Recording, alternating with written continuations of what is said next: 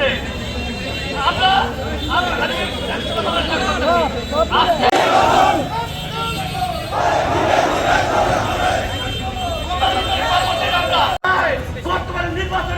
লাগাই দিচ্ছেন উনারে আমরা বলতে চাই না সেটা অনেক বলেছি।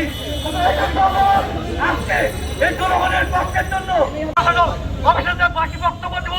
শুধু এটি বলবো টাঙ্গাইল জেলার যত মন্ত্রী বিভাগকে বলবো, জনপ্রশাসন বিভাগকে বলবো আমাদের কর্মসূচির কোনো অংশ ছিল না।